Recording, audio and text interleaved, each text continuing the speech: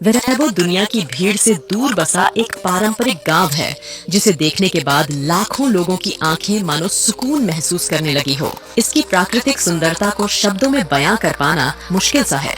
आपको यकीन करना थोड़ा मुश्किल होगा कि ये वेरेबो गांव समुद्र तल से बाहर 100 मीटर की ऊंचाई पर बसा हुआ है और दुनिया में ऐसी कम ही जगह है जो इतनी ज्यादा ऊंचाई पर बसाई गई है। इसीलिए तो वेरेबो गांव को बादलों के ऊपर बसा हुआ गांव कहा जाता है। इंडोनेशिया कई द्वीपों से मिलकर बना देश है और उन्हीं में से एक द्वीपों की श्रृंखला है फ्लोर्स आइलैंड, जो नुसा तेंगारा द्वीप समूह में आता है।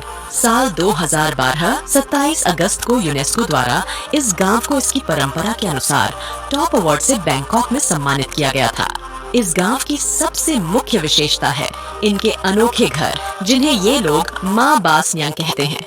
ये घर दिखने में शंकुआकार होते हैं, जैसे एक बड़ी सी टोपी जिसे बच्चे अपने जन्मदिन पर लगाते हैं। इन घरों की छत सीधा जमीन को छूती है। इन घरों को 5 भागों में बांटा गया है, जिसमें हर एक भाग अपने खास चीज के लिए है। जैसे कि पहला भाग, जिसे ये लोग लुटुरिया तंबू कहते हैं, यहाँ परिवार रहता है। दूसरे भाग को ये लोग लोबो कहते हैं, जहाँ खाना और दूसरे सामान रखे जाते हैं। तीसरे भाग को लैंटर कहा जाता है और ये हिस्सा अगली फसल के बीजों को रखने के लिए इस्तेमाल किया जाता है।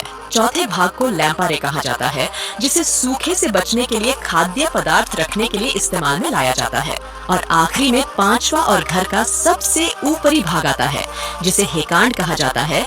ये लोग इस भाग को सबसे पवित्र मानते हैं और यहाँ अपने पूर्वजों को प्रसाद चढ़ाते हैं। इस वेरेबो गांव में केवल 7 घर हैं। इसके अलावा एक घर और है, जहां गांव के सभी लोग अपने त्योहार, समारोह और अनुष्ठान के लिए इकट्ठा होते हैं। कैथोलिक धर्म को मानने वाले लोग यहाँ रहते हैं, लेकिन कुछ परिवार पुराने मान्यताओं को भी अपनाते हैं। इस 8वें घर में ऐतिहासिक ढोल रखे गए हैं, जो सैकड़ों साल पुराने हैं।